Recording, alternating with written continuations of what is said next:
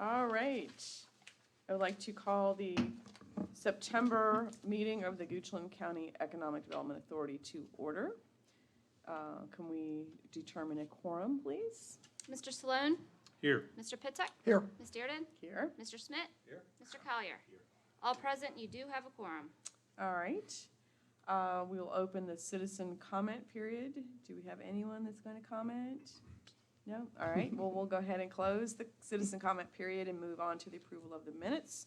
Did everyone get a chance to review the August minutes? Madam Chair, I move to approve the minutes of the August 19th, 2020 meeting. I'll second that. We have a motion and a second. Any comments, suggestions, corrections? All right, all in favor? Aye. Aye. No opposed? All right, the meeting minutes are approved. Scheduled matters, we do need to appoint a treasurer. Do we have anyone slated to be the treasurer? Does anybody want to be the treasurer? Stop looking at your toes. Well, That's fine, I can jump in. do you want to jump in? Yeah, It's not absolutely. really that much work. Yeah. I think you've Yeah. you've done it. Maybe you can just have a little Sure. powwow after the meeting. Yeah, It I'll be happy to help. really doesn't take very much time. So thank you. Well, we do have to vote on that though, right? Yes. Do we have a motion? So moved. All right. Second. I'll second. Absolutely. So we have a motion to appoint Ken, you go by Kenny, right? Yeah. Kenny or Ken? Kenneth or Kenny? Kenny. As treasurer of the EDA, we have a first, our motion and a second. All in favor? Aye. No opposed? All right. Thank you for stepping up. Appreciate that. Okay, so we have a treasurer's report. Yeah, right. Hold on, it's right here. I believe that all we have is in our packet. I believe it's on page 10, the bank statement. I like the addition of all the CARES back to business. Yeah, that's been fun, and I have a full report on that Yeah. a little bit later on the Thank you. agenda. Good to see. Yeah, so we had a deposit of the funds and then some disbursements, but that's all restricted. All right. Any other comments on that? Okay, we do not need to vote on the treasurer's report. We do have a presentation tonight on the county's broadband efforts by Mr. Paul. Would you There- like to? There is one bill to be paid, Christian and Oh, Barton. that's right. $474.50. For our attorney fees, Yes, we and- do have to vote on the disbursements. Madam Chair, I move to approve the bill to be paid to Christian Barton in the amount of $474.50. Do we have a second? Second. All in favor? Aye. No opposed? All right, you can go ahead and pay that. It's fine. And then now we can move on to our presentation by Mr. Paul Drumright of the county's broadband efforts, which we're very excited to see.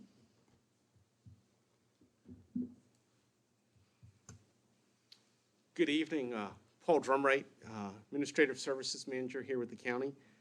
Madam Chair, thank you for having me tonight, members of the EDA. I'm happy to present on the county's broadband efforts. I was told I had about 2 to 3 hours. If that works with everybody. Dinner at midnight. Yeah. So I'm going to just go through kind of our efforts that we launched. And if you have questions, feel free to stop me as I go through.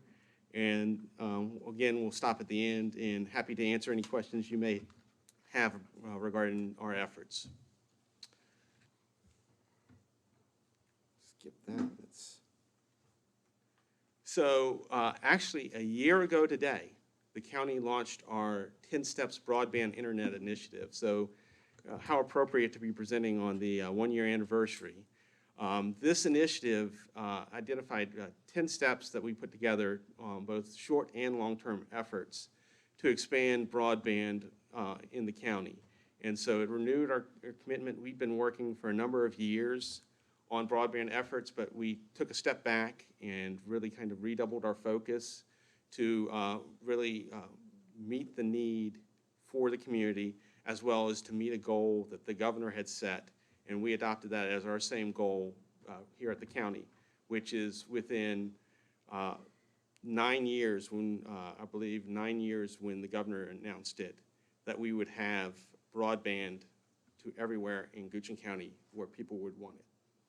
So we're still working on that goal. The years are starting to tick, 1 year's ticked down. But so you'll see as I go forward some of the short and long-term efforts that we've been doing. So one of our first short-term efforts was to launch external hotspots in the county and have those out there so that folks would have additional access places where they can go to conduct business. It wasn't meant to be somewhere where you'd sit for 4 or 5 hours necessarily, but somewhere where you could go and upload reports, download reports, spend a couple hours. And so we launched external hotspots at all 6 county fire stations, the county admin building here, as well as at all 5 schools, as well as the Central High Cultural and Educational Complex, the library, and we're now actually, the board approved CARES Act funds so we can extend hotspots into Hidden Rock Park and Leaks Mill Park.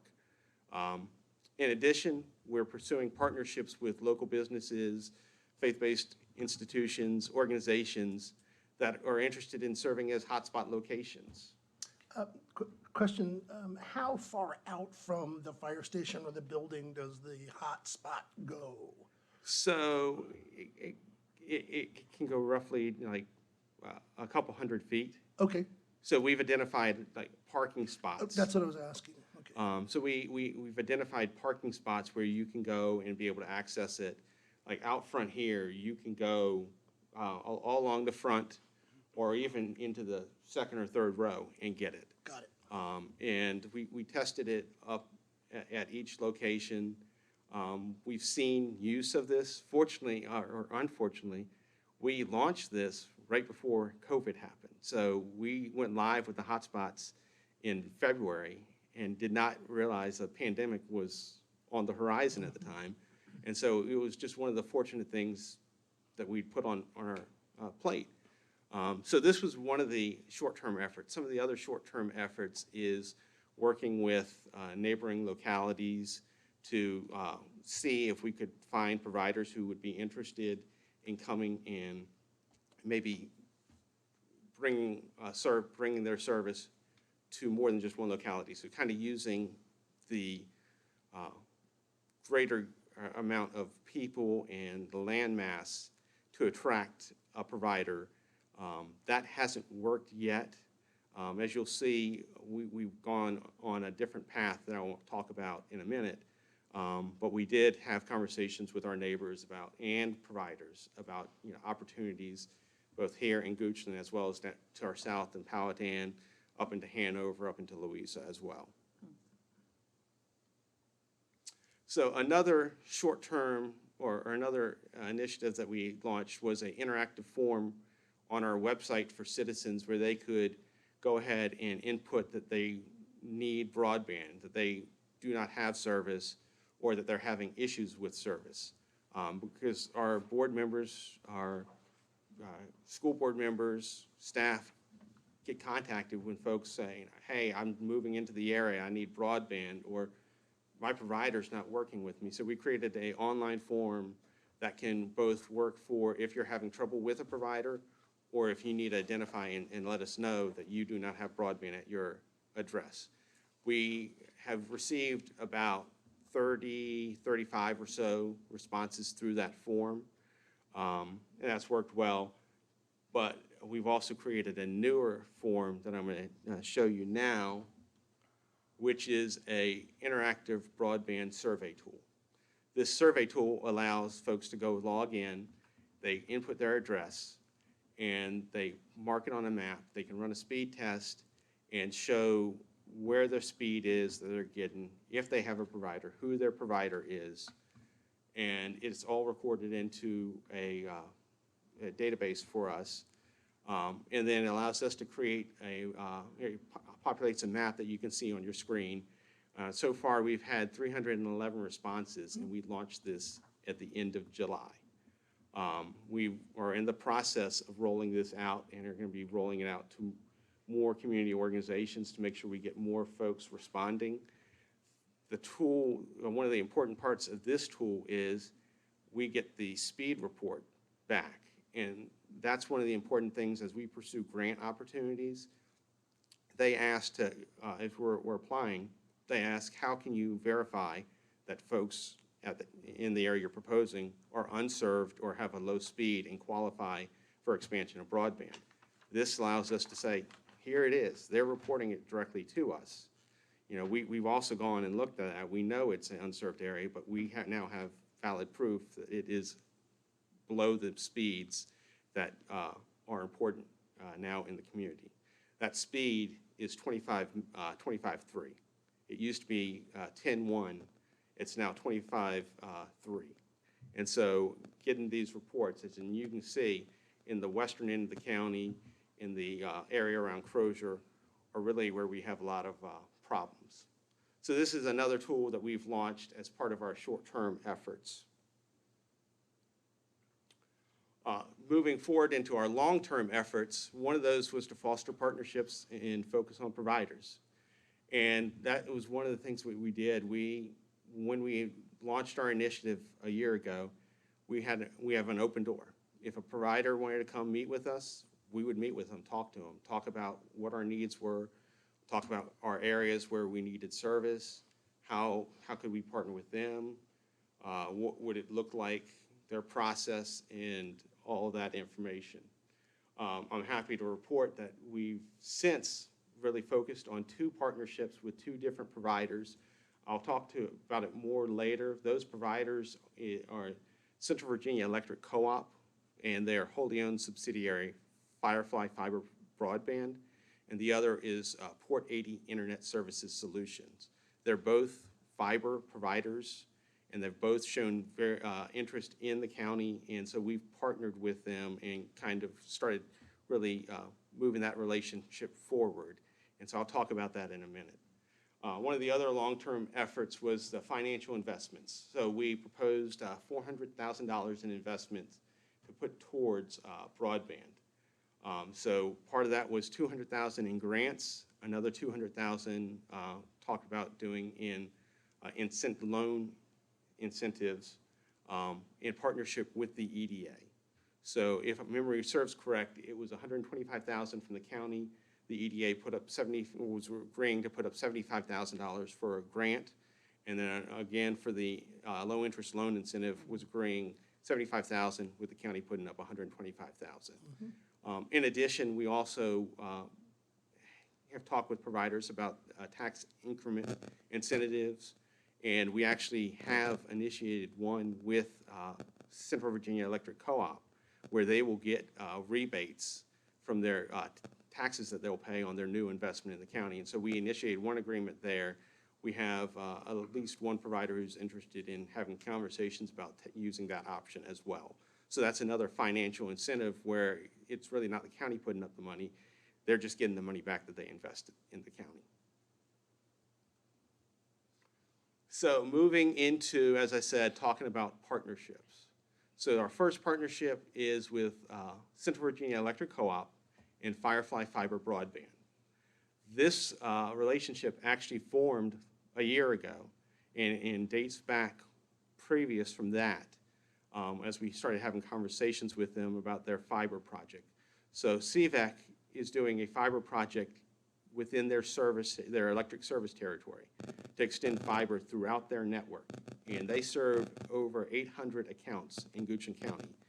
And so they approached Goochland County about doing the tax rebate incentive agreement where they would get their money back for the investments that they were putting in Goochland County to serve their customers. They serve customers down in the Cartersville area, kind of in southwestern Virginia, or southwestern Goochland, as well as up in northwestern Goochland in Haydensville area.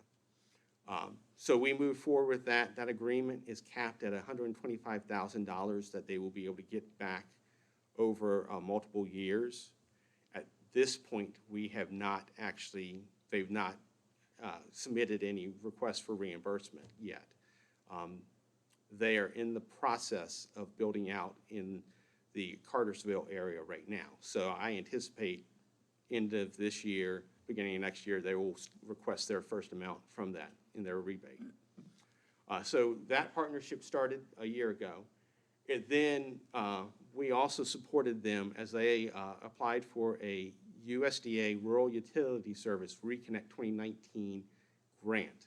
It was a 50-50 grant where they were doing a 50% loan, 50% grant from the federal government.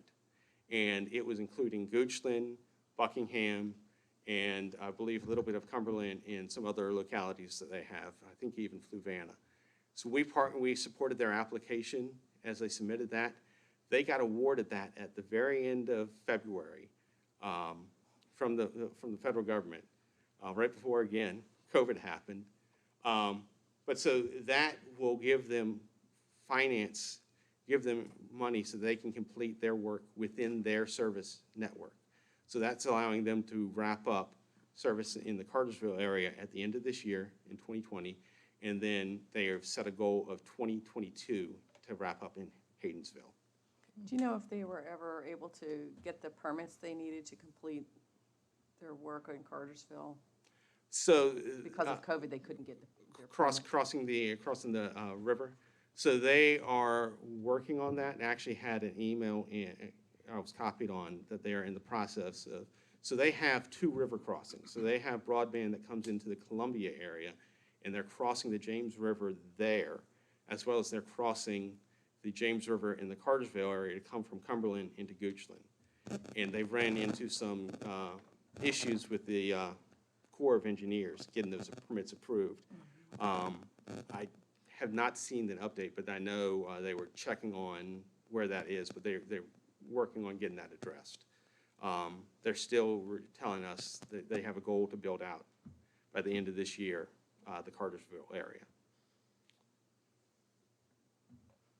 So we continued our partnership with CVEC and Firefly when we partnered with them during COVID to submit a grant in April for the USDA Rural Utility Services Reconnect 2020 grant. That grant is the grant that would cover Western Goochland. It was the one that we covered in an announcement back in June. I believe some members of the EDA were able to be present for that announcement. I'll show more information about that project, but so we truly partnered with that in getting a number of businesses signed up in advance to help benefit their application. We helped write letters, and we've also provided incentives that we would agree to provide if they're successful in that grant. Do you know what the total award was Well, for the one we're applying in for, 2021? that or total that's available in that grant. Just how much did they apply for? They applied for, if I'm correct, I'll have it on the next slide, about, I think it's around 7 million, so it comes about 7 to 9 million. And so we'll cover that. I have the cost breakdown and everything on that in a minute. As a backup, the county then once again partnered with Firefly, and we submitted a grant to the Virginia Department of Housing and Community Development's Virginia Telecommunication Initiative grant program. That's the state grant program that offers funding for broadband. With that program, a locality has to be the applicant, but we have to have a private sector partner to do it. We can't get the money, we can't own the network, the provider has to own it. We're kind of the pass-through, just like the EDA serves as a pass-through. So we partnered with them, we submitted an application back in August, and that serves as a backup for our plans. So if something were to happen, we don't get the federal grant that we've applied for the state grant, and that will help cover. The plan is if we get the state grant, or if we get the federal grant, we're going to remove our state grant. That way, we're not competing anymore. When do we find out? So with those 2 grant programs, with the USDA, we expect to hear something in either October, November timeframe. That's what they were saying last year. It may push, but from everything I've heard, they're hearing positive things. So we're still shooting for a October, November. With the state VADI grants, we expect to hear something around the December timeframe. It may push into the beginning of 2021. All depends on the governor's schedule when he's able to make that announcement. So what we have up on screen right now is the CVEC Firefly fiber broadband footprint that shows not only what they applied for in the 2021 grant with the USDA, but as well as what their network is and where they got their grant from the other USDA award. As well, they have another funding source that they've already been awarded, which is called Connect America 2 funds. And so what you see in the green is Connect America funds that they've gotten from the FCC. The blue is the CVEC territory, and the yellow is the Reconnect 2020 grant. So you can see it covers essentially the western end of the county, anywhere where Comcast is not. There are a couple areas that we could not go into that are still unserved out there, but because of how tight they had to get and the limit on number of passings and the amount of money to request, we couldn't hit every unserved area. And we've committed with them to identify those areas that are still unserved and to work on ways to address those, either as they're building out, if they're successful, or through future grant opportunities. So, if there are no questions with that map, I will move on. So, their broadband funding totals and their timeline. So building on their network, their system, there are 804 accounts here in the county. They're putting in a $2.8 million investment.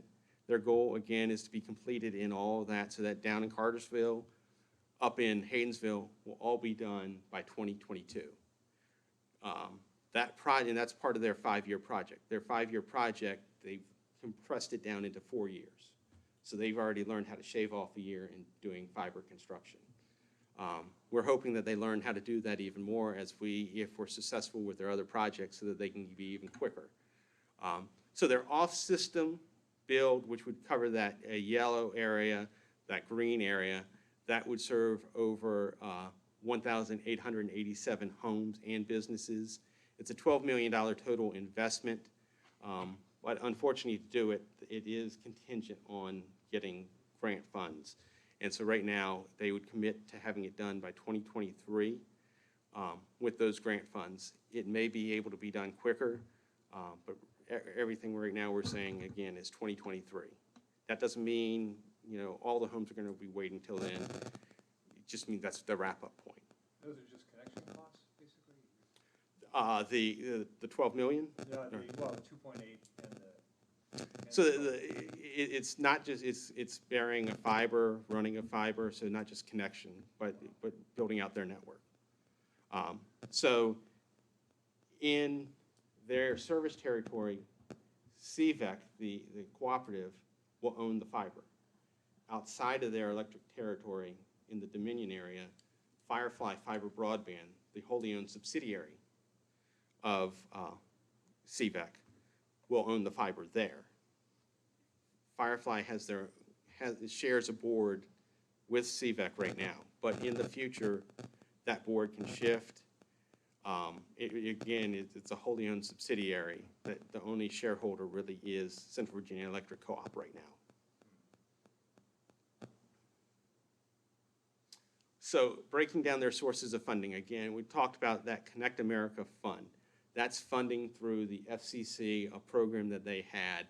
And so they've gotten $1.2 million. They get $10,000 per month for over 10 years. And they have to, in exchange for that money, they have to build out those areas. So those green areas, they're required to build out. So that's where, looking at it already, where they have their network, where they had the green areas, it's made sense to form that partnership with CVEC because they're already in a large portion of Goochland, and so they're positioning themselves to finish and to build out and connect their network in the county. With the Reconnect 2019 award, 1.9 million, 50% loan, 50% grant. Again, you're hooking up 583 locations, and that is the ones, they're going to be done with that by the end of 2022. The last one on the sheet, the 7.2 million grant out of a 9.6 million, and the reason that is they're required to provide a 25% match for that, because they're going straight cash this time.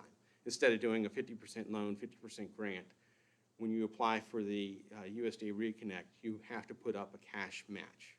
And so that's what they're factoring in. So they're going to get 7.2 million from the federal government. They got to come up with the rest of the money, and they're going to connect over 1,500 locations that are outside their network. So when you say connect the locations, are they trying to connect them onto CVEC or the Firefly, or both? So they will be connecting on to Firefly. So Firefly is the applicant for that one. Firefly will own the network. Firefly will be the service provider, and they will be offering service. I've not included it here, but Firefly, if you were at the June presentation, Firefly shared their rates currently. They offer 2 packages. One package is 100 meg at $40 a month. The other package, a gig, at $80 a month. And they try to keep it at that, where they have an affordable one and they have a little bit higher expensive one. What was the second one again? The second one was a gig at about $80 a month. That's cost to the consumer. That's the cost you would pay as a consumer when you sign up. Are there connection fees? So if you sign up when they're coming through, their commitment that they've made at that presentation they've said is that they won't charge a fee. It's a very minimal fee, but if folks sign up and hook up as they're building through, they're waiving that fee. And the plan as part of all this is that there will be a lot of notice to community. As I've told people, you'll hear us screaming when we get, if and when we get that grant. Yeah. When you look at that map is covering a really huge, significant portion of the western end of the county, and they've committed to serve everywhere in there. So they're not doing it has to be within 100 feet of the road. They've committed to serve everywhere, and fiber to the home is a gold standard. Yeah. So Even if your driveway's 3 miles long? that's my understanding. That's my understanding. They're used to, as a rural cooperative, again, used to that. And that's why they've gotten into this, is that they've seen a need. Nobody else is meeting that need. They're rising to the challenge. So kind of to recap that project, the entire project will connect 2,691 total locations. They will have their system built out by 2022. If they get the grant, they will have the rest of it all built out by 2023.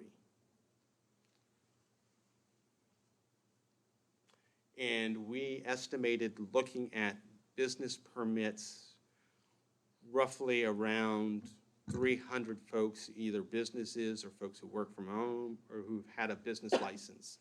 So that's around roughly 300 locations will be connected. When we reached out as we were working on the application and asking folks, would you sign just a letter saying you'd be interested in service if it was offered, we had a number of folks getting them back that day saying yes, which was helpful. That goes into help into the grant. So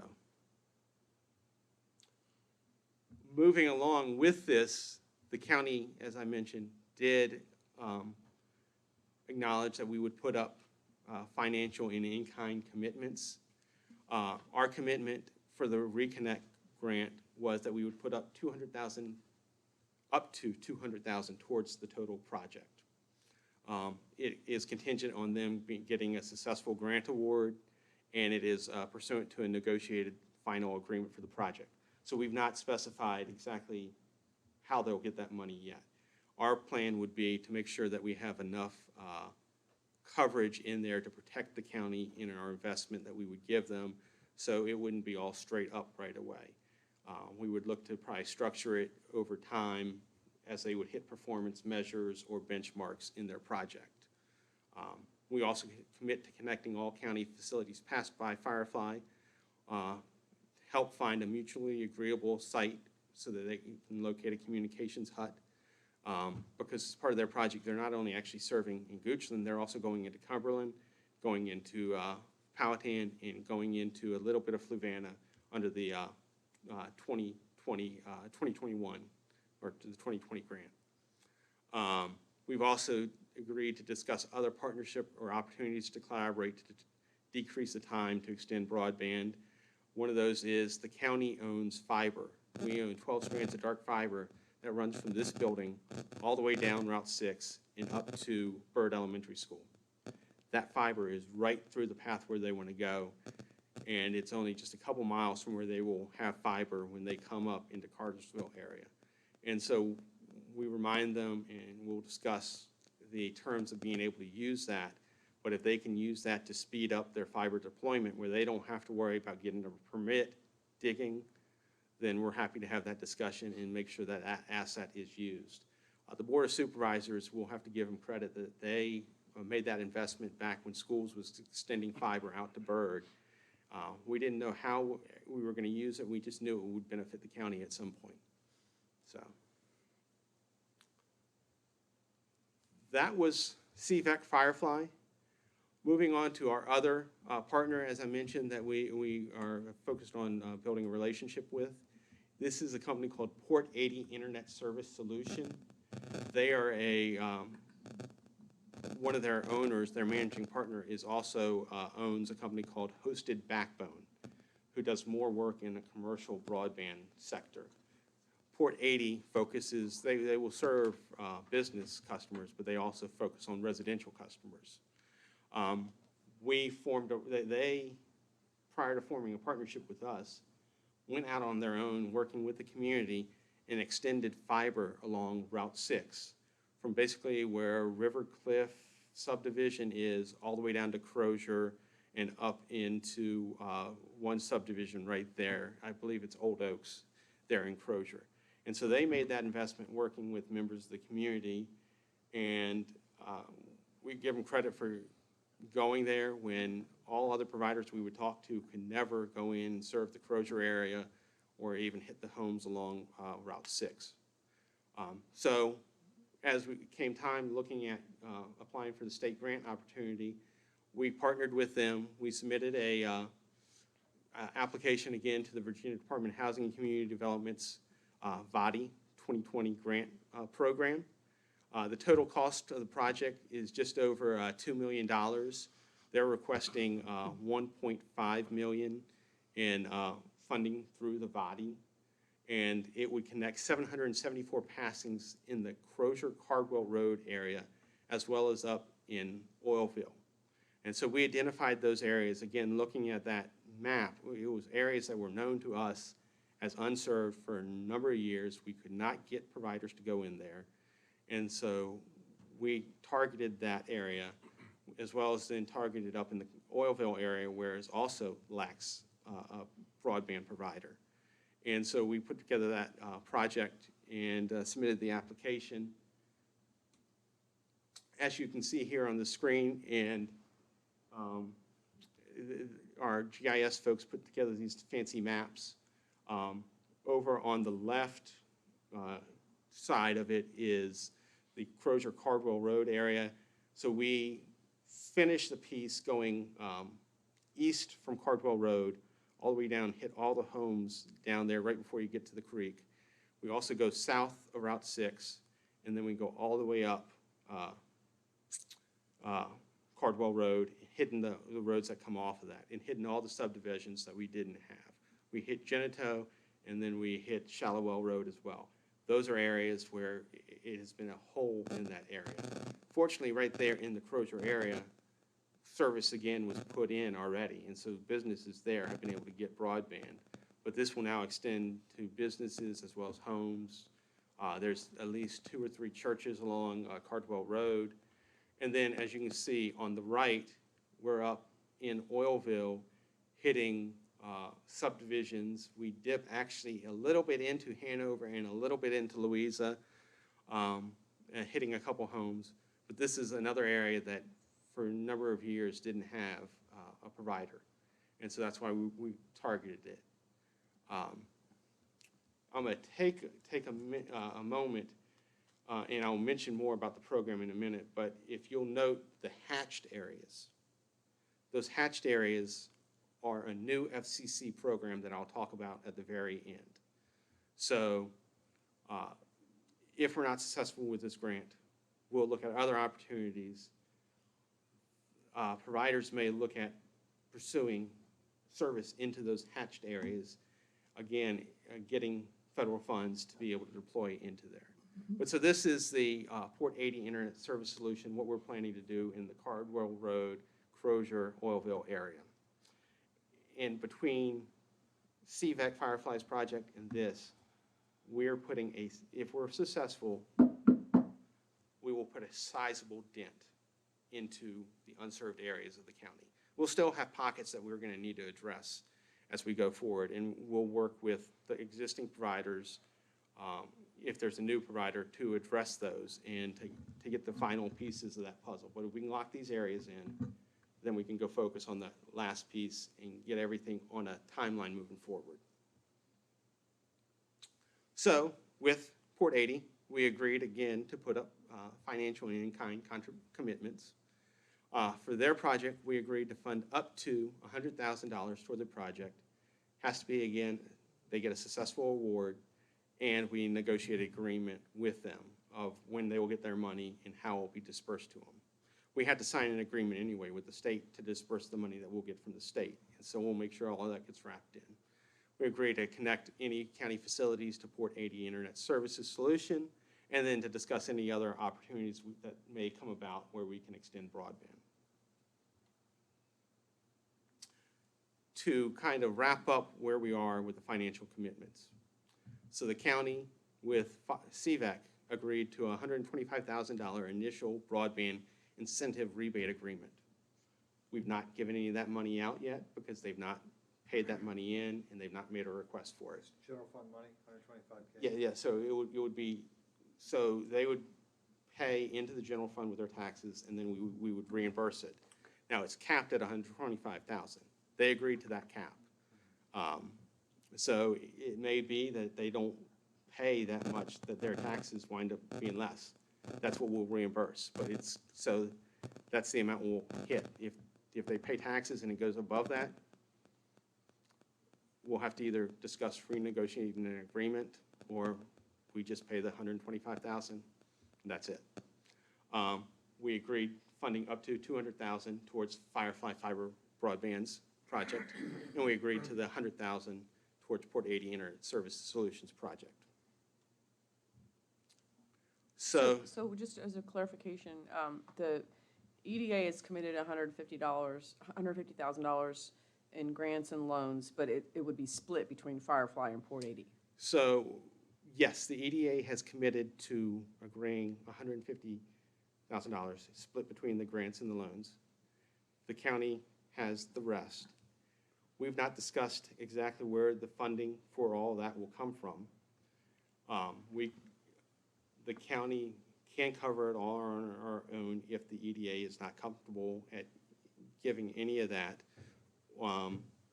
There's also the option, when we started this, the idea was we were going to put out an RFP, RFI request to get providers who were interested in the county.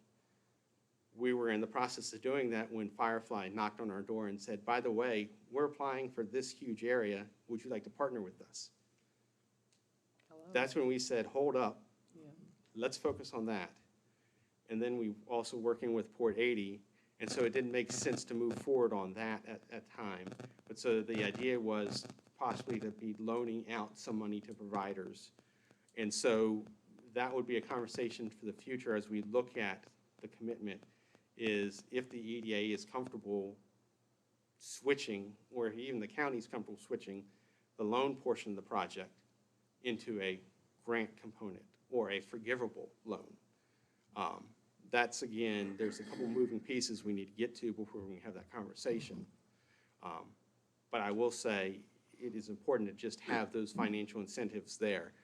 because everything we've seen over my long journey, and I know Mr. Sloan's had a long journey as well, is that no more can you just say, oh, we'll give you access to our fiber, or we'll give you access to our tower. The federal grant programs, the state grant programs, the providers need the county to step up. They require really, us to show we have a commitment, we're, willing to be a willing partner. And so they want to see a financial commitment. I know Hanover last year had a grant that they got turned down. A part of it was because Hanover didn't really put any money up towards it. And so this, as the state was going through, evaluating grants, you didn't get points for that. But we've not settled exactly where that is. It's my understanding in where we have all our broadband money, if we have to, the county can meet the $300,000 commitment there with our funds, if we have to. But we're happy to have the EDA help out as much as you're willing. So wrapping up where the county is and what we have on the horizon, one is we're going to be sitting down and looking at, okay, what happens if none of what I just presented to you happens? And we're going to come up with some additional plans, additional focuses, talk with our providers to come up with those plans. We're additionally also going to identify the remaining unserved areas using that map, that survey tool, as well as our knowledge and talking with citizens, and identify how we can then hit those remaining areas to accomplish our goal of everybody in Goochland County having access to broadband, whether it's a business or a residence, within the governor's timeframe. And then, as I mentioned, I showed you that hash mark. I told you to remember that. The FCC is launching a Rural Digital Opportunity Fund, reverse auction. This is their new funding mechanism that will target areas that are unserved, that do not have, that have speeds lower than 25.3. Those hatched areas in Goochland count. There's areas in western Goochland that count in that now. That reverse auction, the phase 1 of it, kicks off at the end of October. I can tell you right now, providers had to pre-register in to participate in that process. Our 2 providers have shown interest in that process. They can't say what they're going to do because there's a quiet period between when they pre-registered and when the auction starts. They don't want collusion, people talking strategy, but they've shown interest in pursuing those opportunities. So if we're not successful with our grant opportunities, we're not successful with everything I've shown you, they're going to be pursuing those as well. So that will change somewhat the mix, the money. There may be a need for additional money to help them speed up funding those areas, because they will get money for those areas, but they have a certain amount of time before they actually have to have service in there. So if we can help speed that time frame up, they're not sitting there, say, 5 years waiting to serve it. So that phase 1 kicks off in of October. Phase 2 will kick off after that. And with that, that is broadband right now where we are. I'm happy to answer questions on what I presented. If you have other questions related to broadband, I'm happy to come back if there's a specific topic I didn't cover that you want to hear more about. So, Is this presentation available online anywhere? we can make this presentation available. There's nothing in here that's not, well, that's confidential. I presented it at a public meeting, so yes. It's not on our website right now. A lot of that CVEC information that I did pull down is on our website. We do have that presentation from June up on the website. Are those maps on there? The maps for the Port 80 are not on the website, but they are publicly available because they were part of our application that we submitted to the state, which is, again, a publicly available document, so we can get those out there. I have a question. Sure. I just want maybe some confirmation. When you say broadband and the entities that are involved, is that strictly fiber only? As in just they're putting fiber down, they're not doing fixed wireless, or they're not selling TV, or? Through electrical wiring? Or? So they're going to be running fiber. Okay. And so CVEC will run, CVEC Firefly will try to run through the Dominion right-of-ways their Dominion easements out in the western end, and then they'll run through the right-of-ways, the public right-of-ways as well. So they don't, try not to have to get new easements if they don't have to. So it is all fiber? It is all fiber. Okay. Both projects would bring fiber to the home. Okay. And I think that, if successful, is a game changer for Western Goochland. We've talked with also fixed wireless providers. There's some good fixed wireless providers out there. That was honestly before we had CVEC knock on our door. We were thinking we were more likely to be a fixed wireless solution for the county. It's not, it has some downsides because you can't guarantee you'll connect everybody based on topography, where the tower is, everything like that. We didn't think fiber to the western Goochland County would be realistic. But I will tell you, after the many providers that I've talked to, met with, reviewed, I believe CVEC and Firefly can accomplish this. They have already proven it. They've knocked off a year, 4 years building in their own area, or almost 4 years of doing it. So I believe that they have the tools, the talent, the expertise, and the resources to accomplish it. And I think Port 80 as well has the expertise, the ability to accomplish their projects in the Crozier-Cardwell area. And this is all buried cable. There may be some aerial, but they would probably try to do as much burying because that just is easier. You know, when trees start crashing down. And Especially in the western end of the county. Yeah. At one point, there was a concept put forth that there would be a plant that would have to be located on property in the western part of the You're county. thinking the fiber hut? Yes. Yes. So they've expressed that it needs to be somewhere in where they're proposing their project closer to the western end of the county. We've given some initial ideas and some locations where to look to put it. The intent that they'd like really is to put it in a location that already has existing developments, like a parking lot, gravel road, whatever, because that helps cut down on the environmental impacts and everything that they have to do when they place that fiber hut. If they're going to go out and place it in a piece of raw land, they got to go through a whole, longer process. So if they're able to put it in, say, right out front of us here, they already got a parking lot. They don't have to worry about a parking lot. They just have to put it right there on the land. It's undisturbed. And so that's why we're going to look for suitable locations that would hopefully meet their needs so they can get it in quicker, as well as just getting it done. And of course, EDA can always help play a role in that. We only have one piece of property left, which doesn't have a parking lot on it, out in the business park. Are they also putting in dark fiber? Do you know? Is that part of their design, or? I truly don't know that. I've not asked that question, if they're just putting only fiber, active fiber, or they're leaving some dark fiber in. I can follow up with them, see if they've done that. I do know that one of their intentions is not only to be able to serve residences, businesses, but also tower providers. So down south of Route 6 is a horrible area that needs cell service. Yeah.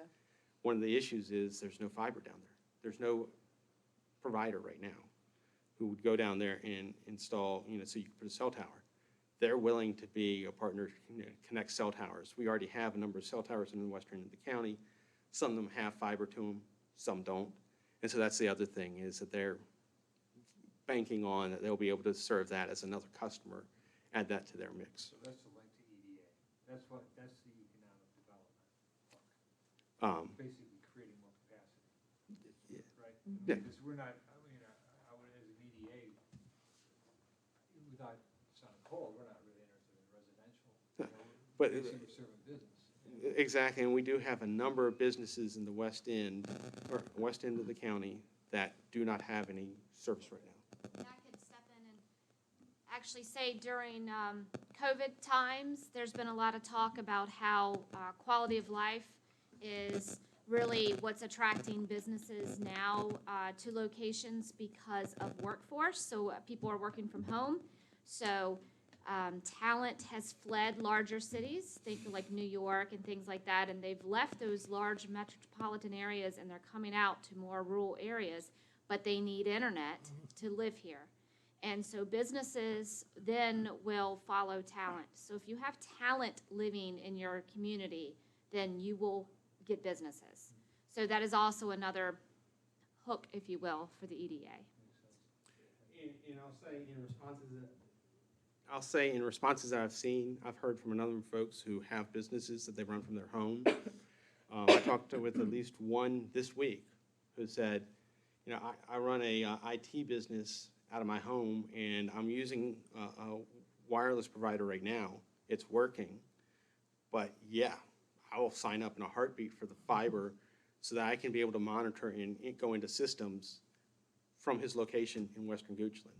And so I think we'll see, again, it will be a game changer of folks who live out there will be able to do a lot more, as well as the businesses that are out there will be able to prosper. So I know one of the ones who immediately signed up, I know we have a brewery out there. They don't have access. They don't have broadband access right now. Yeah. And so that would be beneficial for them, and they would be served under this project. Is the county network, you mentioned all the firehouses, library, the schools, et cetera, is that all hard fiber owned by the county, or is that partially leased, or how is that run? So what my understanding is so our network, we have fiber to some of our complexes, mainly where they're centralized. We also have a microwave network that connects to our facilities that are not on site here. So fire stations, we have a number of public safety communication towers. Those are connected via microwave. But we're also would be able, as part of this project, either through leasing some fiber, be able to connect into those. So if something happens to our microwave system, happens to our communication tower, we'd be able to have a redundant connection. We're in the process of doing that with one fire station now, where as the board approved CARES Act funds to allow us to be able to connect up Company 4 and Fife, where we have a communication tower that serves that building, and it's served by the microwave network we have now. But where we had fiber running right by it, we're now extending fiber to the building and to the tower, and so we will be able to have somewhat of a redundant connection there, and then we'll be able to build that elsewhere if we need to. But right now, for the most part, we do have obviously commercial service that comes into this building, and then we send stuff out via fiber where we have county invested in fiber. So Bird's the only direct fiber connect, That- Randolph is not, for example. Randolph does not have fiber at this time. They have commercial service from Comcast. We would be very close with Port 80's project. So I was mentioning before the meeting started, the board approved a CARES Act project to really benefit schools, which is extending from where Port 80's network is, River Cliff, right there, the new wedding venue right there on Route 6. Will extend their fiber network from there.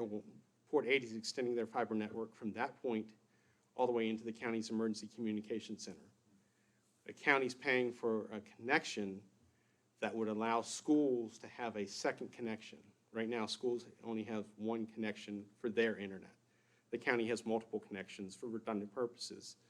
So that project, and the importance of it was to have a second connection, so if something happened with schools and their network went down, there was a backup, another connection coming from a different direction with a different provider there so that they could continue virtual. That provider, Port 80, has also agreed as part of that project to provide 10 gigs of service to schools free until full in-person teaching resumes. So until the last student comes back in, they will provide for free 10 gig service to schools.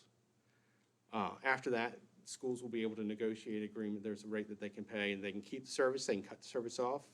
That's between schools and Port 80. But so that project will connect into the county's ECC. If we finish the rest of the project, we're just a short hop up to Randolph, where we could then lease the fiber that's existing there and have a fiber connections directly into the county. I assume Comcast is still building out their plant too, correct?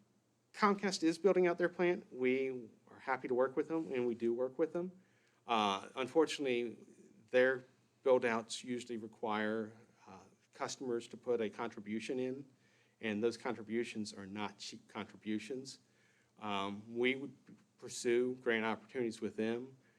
It may be something where we look at where they need to go to finish, connecting up folks and look at, is that something that incentive funds in the future could go? But that's still to be explored. But no, they've not stopped. They can build into the area where we've already proposed all these projects tomorrow if they want to go do it. There's nothing stopping them except for the amount of money it costs to do it. And Verizon has not changed its plans at all, other than just putting in various cross connects and so forth. Yes, so you may have heard in the past, the county's preventing Verizon from coming in and offering Verizon Fios fiber service. That is not correct. The county has never stopped them from doing anything. They have made a business decision a number of years ago not to bring Fios fiber broadband into Goochland County. We would welcome that opportunity as well. Again, we have an open door with providers. We have some we're partnering with now because it makes really strategic sense, but we have an open door with providers. Anything else? Any other providers? We've talked with a number of providers. We have a list on our website. That was another short-term initiative we did. If we know of a provider operating in the county, whether it's Billy Bob's broadband internet service, or it's Verizon, or it's AT&T, we will list it on our website if we know you're offering a service truly in the county. And citizens can look at that and choose providers. We don't make one recommendation out of the other than we have a strategic partnership with certain ones because we're pursuing grants in certain areas, and that's it. So. Paul, can you bring up that map? Which The one that shows all the green areas. Yeah, that works. So, thanks, Paul. That was super, super informational. I hadn't Yes, had a very. full recap since the county initiated it, so that was helpful to hear and to see everything kind of in one place. Firefly actually contacted the Economic Development Department requesting to see if the EDA would consider partnering with them in a $2 million loan that would service the yellow area, so the Reconnect 2020. I honestly told them our EDA doesn't have $2 million to give you. And they said, we understand that, but perhaps there's a way that the EDA could be like a co-signer, if you will, something along those lines. So I have not contacted Christian and Barton with this yet. I wanted to get your permission before I went to Christian and Barton and asked if this is something that they have done in the past and if they could look at it, to look at the legalities of it, and to see, if there's something that the EDA can do to assist them in getting this loan. They did give me details. They said, and they have the books to prove it and everything like that, but when they're going into, say, a private bank to get a loan, it's a little bit difficult since they are a startup, and they just need somebody with some backing.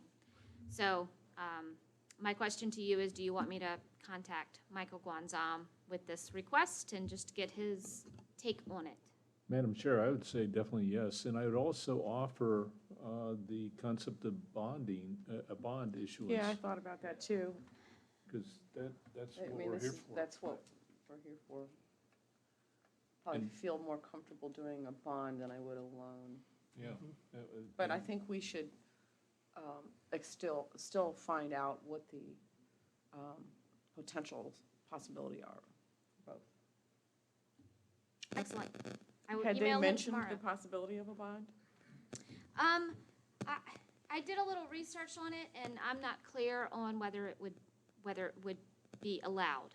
So that's why I need Michael's input. Just from doing my own little kind of Google search, so. Any other questions for Paul? Thank you. Thank you, Paul. It's very thank you very informative. much. We appreciate all your work you've done over the years on this. Looks like it's finally coming to fruition. Almost, we're Well, not over the finish line yet. no, we got to get those grants. I see that. All right, moving on to consideration of the extension to Hardywood's APHID performance agreement, which we talked about last month. Yes, Madam Chair, as you may remember, Hardywood has basically 3 performance agreements with the county. One is a Commonwealth Opportunity Fund. The state provided $500,000, and their performance date would be December 31st, 2020. They also have an APHID grant, Agricultural Forestry Industry Development Grant, for $250,000. That performance date is October 31st, 2020.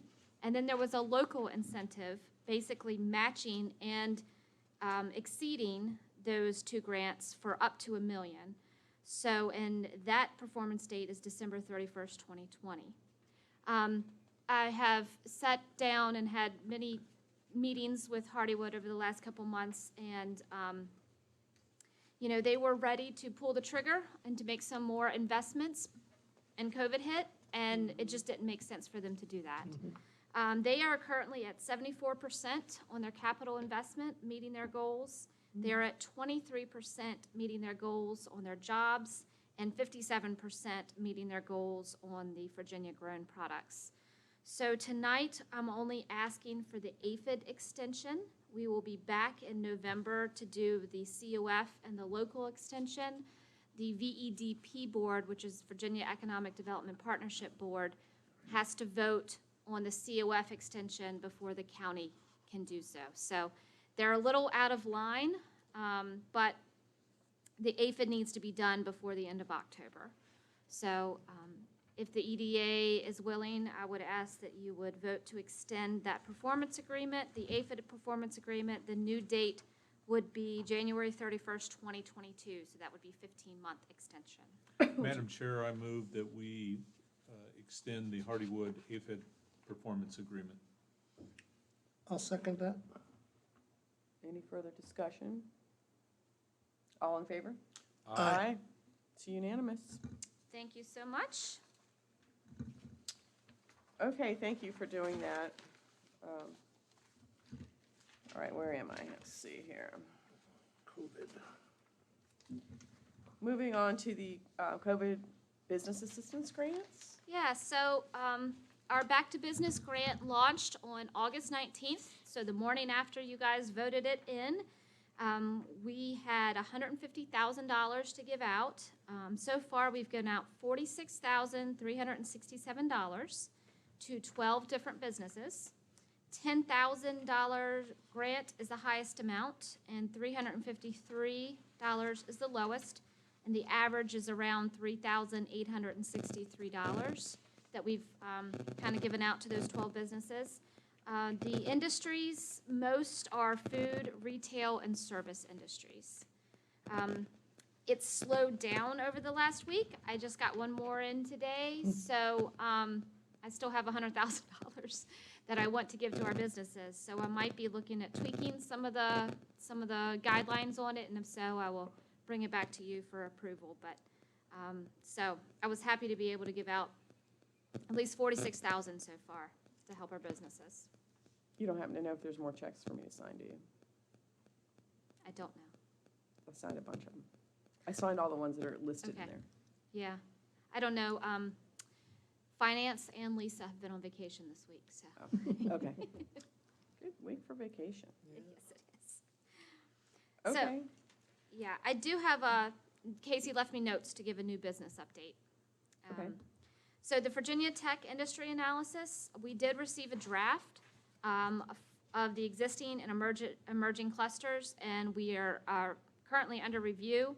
Like I said, Casey's been on vacation, so she hasn't really had a chance to dig into it. So we're going to bring that report back to you in October for review, and we can send it over to Mr. Sloan if you would like to review what they've sent us so far. Love to. Thank you. So She wanted to let you know that she is currently working 16 projects, and if we were to get them all, it'd be 221 jobs and a $19 million investment. The available buildings have been kind of fluctuating a little bit. Last month, we had 104 square feet on the market. Now we're down to 104,000 square feet on the market. Now we're down to 80,000 on the market. We had 15,000 square feet leased at, it's 12820 West Creek, which is the Mannequin Trade Center, the former Whitlock location. It has been leased to an herbal manufacturer. And then we've had 7,200 square feet at Midpoint Drive come on the market. And then we had 16,520 square feet be leased in Turkey Creek Road.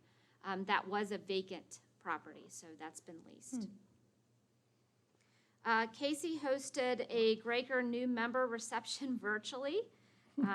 And she says that she's starting to see some of the networking groups kind of test smaller in-person things to see if people are interested in coming and doing things in person yet.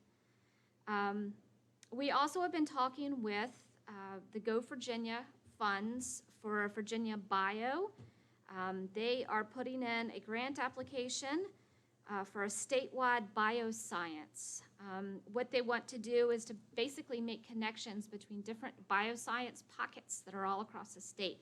We have one, obviously, at VCU, then there's one at Virginia Tech, and there's one at in Charlottesville, and there's some down in the Hampton Roads area, but there's not one entity that kind of connects all of those bioscience, and so they're looking to get a state grant to do that and to set up basically it would be a department at Virginia Biotech that would kind of oversee some of those programs, and it would attract more bioscience, pharmaceutical to Virginia.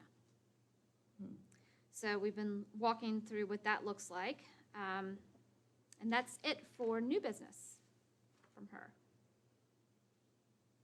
So I can move into our existing businesses. We went on a small group tour for Residence Inn. It was a very nice facility. They're still moving in, if you will, but we got a little sneak peek of what it's going to look like. Mr. Collier joined us, so that was fun to do. They do have up to 10,000 square feet of meeting space, so that would be available to anybody who would want to use it for the community. And they don't have say catering services in-house, but they have partnerships with local restaurants that will bring in food to have there. Their ribbon cutting is still scheduled for September 18th at 10 a.m. They're kind of do a small ribbon cutting, and then in a couple months, hopefully maybe in the new year, do a larger grand opening. But so it is at the moment still scheduled for September 18th. I'll let you know if anything changes there. When do they actually open? Shortly after September 18th. Okay.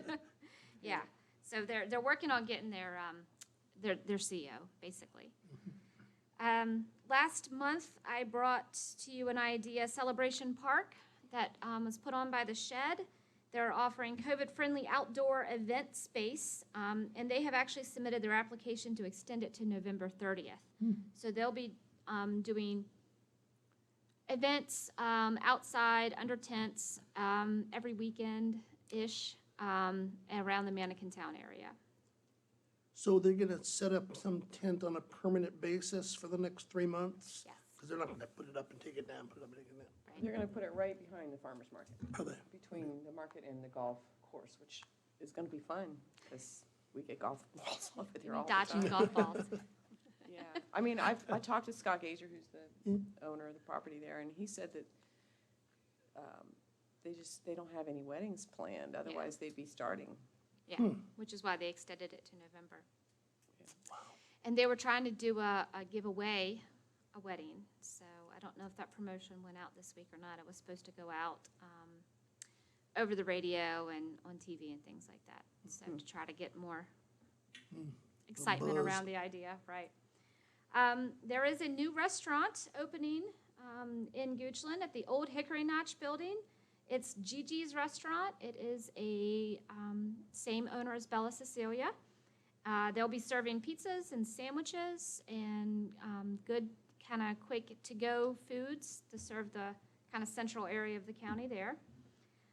There's also been a permit applied for at Lacey's Old Feed Store for a new restaurant to go in there, which is right across Oh, from wow. the old Hickory Notch building. So we got maybe a little restaurant niche there going on. And then North River Outdoors has their soft opening. They're here in the courthouse area.